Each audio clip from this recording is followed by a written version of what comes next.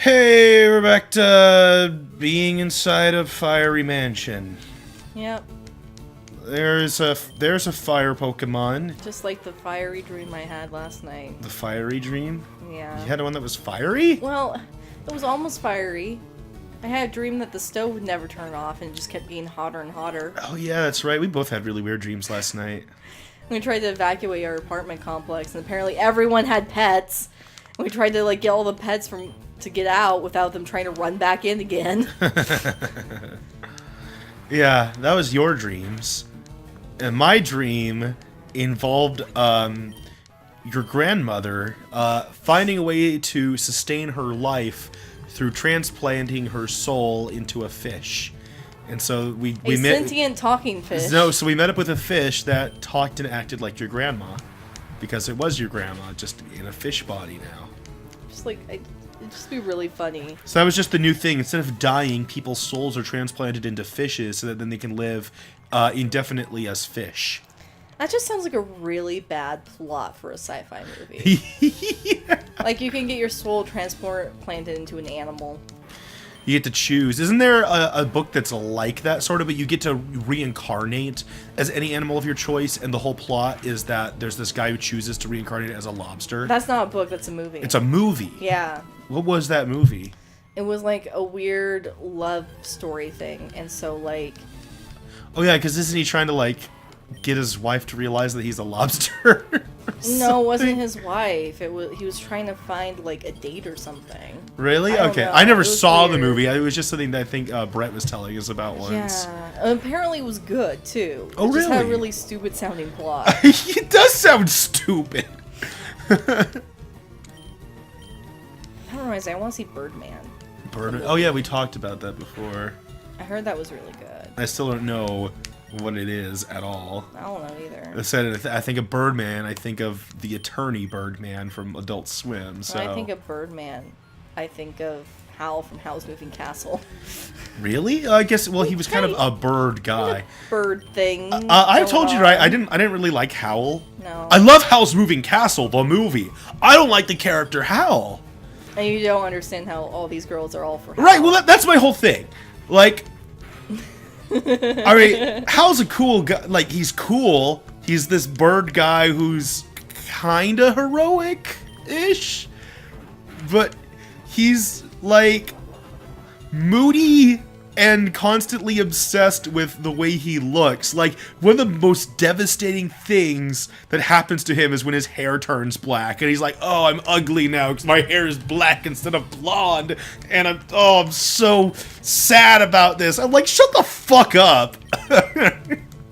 He is a pretty awful character, but you know, the reason why women like him is because he's pretty and magical and can be a bird boy. So, I mean, I can relate because, like, I used to be super in love with Howl's character when I was a younger woman. Now I just think he's hilarious. God, like, and but the thing is, despite like these very, what I think are kind of meh traits, like, okay, great, he's pretty and he turns into a bird. Why would I want to be with this guy? And I mean, I'm a guy, so I wouldn't anyway. But then it's like all of the female characters in the thing are in love with this guy. I'm like, really? What did he do that earned you so much affection? He's pretty and magical. He's got apparently a lot of resources that can take care of them in life, and he can support them. They just have to put up with his nonsense. And then at the end of the movie, like, there's a prince. I don't want to spoil too much for people who haven't seen it, but there's like a prince who wants to marry the female lead, and she's like, "Nah, I got the bird guy." It's kind of true to like some people in life. Well, there's some people that are like that dumb with their romance. They And like, don't the prince choose is a to- really nice character. He was like my favorite character. and he was like genuine and helped out and like was a really cool guy. Yeah. Like, and he was handsome too. Also, what the fuck? Sonic Boom can hit me while I'm underground? That's bullshit. Alright, and then, yeah, so. Uh-oh, I thought I'd be faster because I was faster than the other Electrode, but I'm not. But that shouldn't hurt me that bad. But no, like, you like complain about this is like it reminds me of like every nice guy complaining about how the popular guy gets Yeah, everything. It's and literally that whole and I don't want to thing. come across like that, like the No. nice guy argument, because that gets weird. It gets weird, sometimes. yeah, it does. But It's like, well, I'm the nice guy. It's like, okay, I get you're the nice guy, but I still have to be interested in you for some other reason. it doesn't mean like you should go with the jerk either. Right, no. But like, what I don't condone with that is that the nice guy who says you should date me because I'm a nice guy. No, you're It's not like, entitled no, just I'm 'cause not you're entitled to nice. that. And sometimes I've wondered if I've been guilty of that, thinking about previous, like, crushes I've had. But I don't think so, because, like, yeah, there'd be, like, a girl I was into, and I was thinking, like, oh, they usually date a bunch of assholes, and I'm a nice guy. And then I ask them out, and they're like, no, I'm not interested in you that way. And then I would take it. I'd be like, oh, okay, they're not interested in me that way. They just have bad decision-making skills, and that has nothing to do with me. Then I'd go on to the next girl who would tell me the same thing. But No, I mean, it doesn't really matter like who you are. Just because See, there's dittos. you should never do things that are nice just because you think you're gonna get rewarded. oh 'Cause yeah, you're never yeah, gonna get that's, rewarded. That's if you're the nice. other aspect. Is just is never- that it's no. like, I'm nice to you because I want to date you. It's like, well, that's it's not just that's that. okay, but can you just be nice to everybody? Exactly. Or like, I mean, like, just don't do nice things for ulterior motives. Just be like, I'm nice because it feels good for other people, because everybody needs a nice person in their life, because there's too many assholes out there. See, I don't know. I'm nice because I feel like it. I've never really thought too deeply about why I do things for other people. I'm just gonna like, why not? What else am I doing? I don't know, for me it's more of that. I think, it'd be nice if people treat me nice like that, so I would treat them nice. I guess that's part of it. Yeah. Because like, I don't mind it's not like being I'm doing it empathetic towards strangers. It's not like I'm doing it for the karma, though. Yeah, you you're know? not making the world any worse. But yeah, I don't know. It just, the whole Howl thing, like your frustration with it just reminds me all about that whole thing. Yeah, It's no, like, it does make me think of that as well. It's really funny. I didn't think Howl was a very interesting character in Howl's Moving Castle. But all the other characters are amazing. All the other characters were really cool. Howl was not. Howl was boring. It's kind of like Legend of Zelda, but Zelda's like never in the game except for at the end. Well, you speaking from the experience of playing a Zelda game. Yeah, well, I mean, they've gotten better. Like, they have Zelda in there a lot. in Right. newer games and stuff. But I mean, like, originally, the original game, she was kind of not around. Well, yeah, no, you just save her at the end. Yeah, and that's just... But you title it The Legend of Zelda, not The Legend of Link. I got the key. Like, what if in Howl's Moving Castle you actually named it after the main character? It'd be Sophie Grows Old.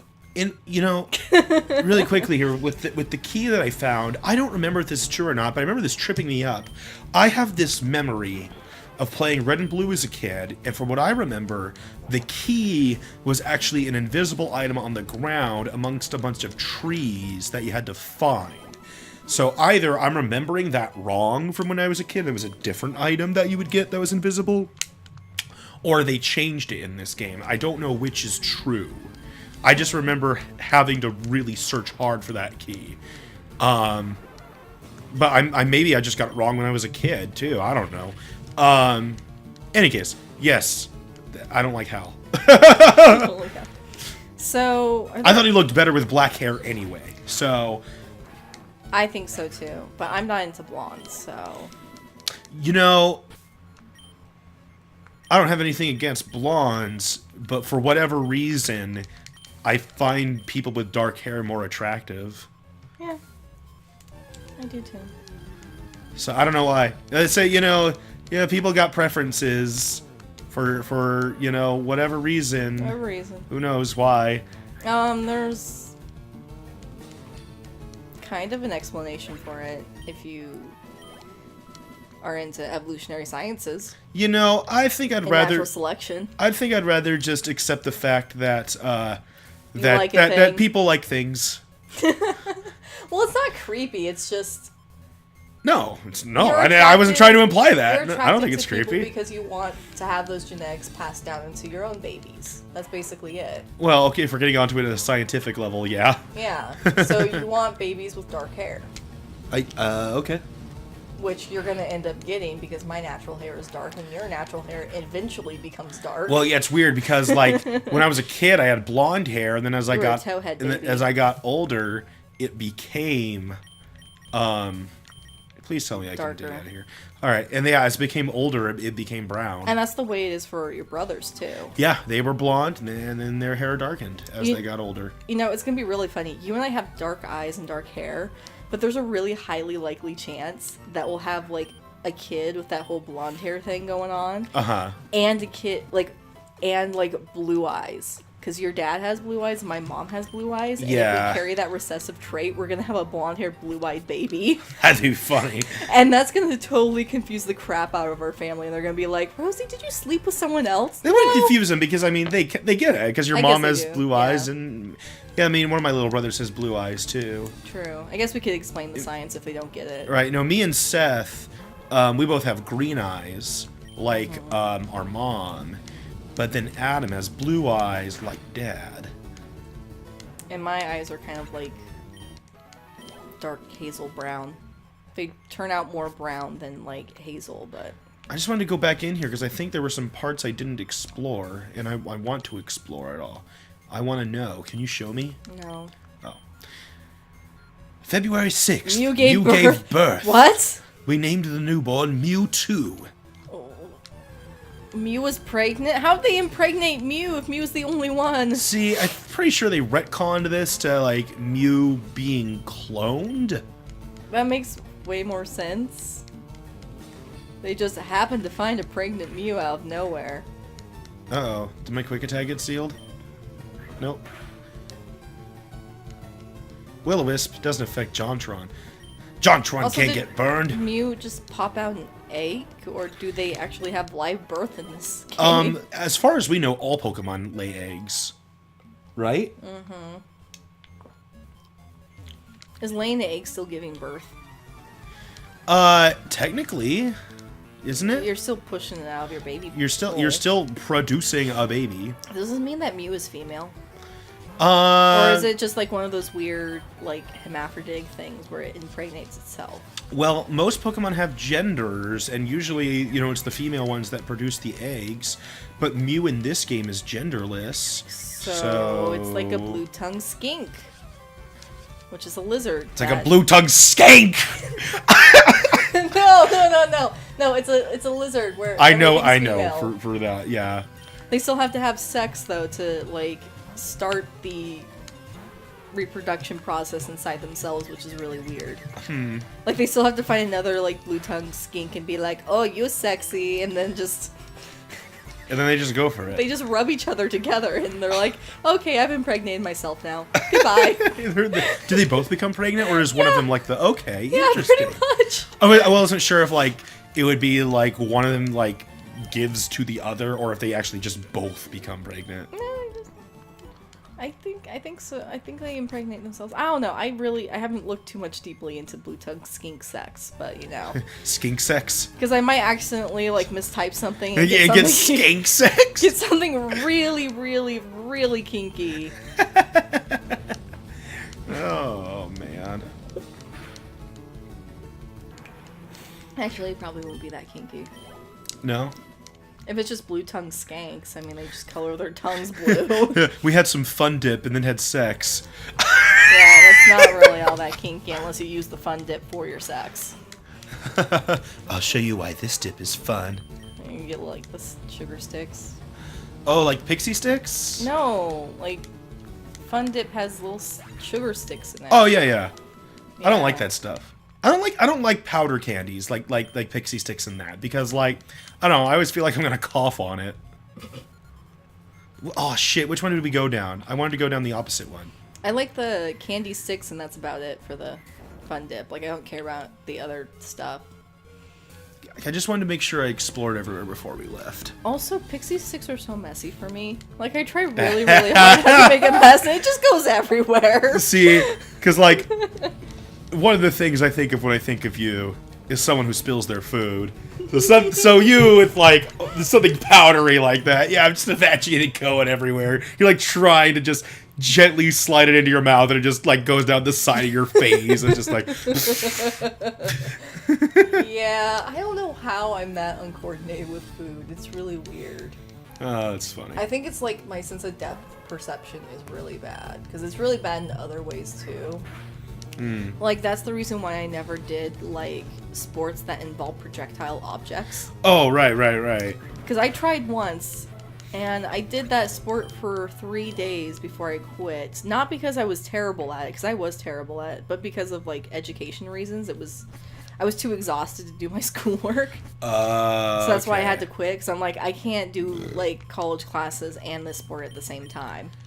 But my throwing skills were terrible. I was doing water polo of all things. Oh, okay. Yeah, and so when we were doing the throwing exercises, I would throw the ball and would land right in front of me in the water, and I'm like, well then. Or like I would, like in PE, in middle school and stuff, because I only did PE in middle school, every time we did projectile sports, I would try to throw it or hit something straight, and it would just go off in the other direction. It would just like be flying across the room, and I'm like, I didn't even hit it that hard.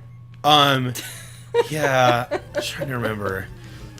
Oh, what was I gonna say? Oh, when I was a little kid, I mean, through the YMCA and like things like that, I tried out like pretty much every sport at some time. You know, it's like, oh, let's try, kids soccer and kids, let's see what this kid likes, basketball and baseball. The one I wound up liking and sticking with up till middle school was basketball. Oh, cool. But the worst one for me, I think, was baseball, because every time the pitcher pitched, I would flinch. Oh. I'd be like, no.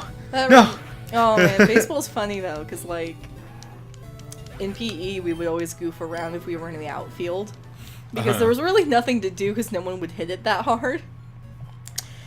And this one time I wasn't paying attention and someone hit the ball hard enough to go like straight for me. And I like looked up at it and I'm like, oh hey, there's a ball. It smacks me right in the face. Ooh. And like everyone was like, Rosie, are you okay? I'm like, I'm fine. Oh, well, there we go.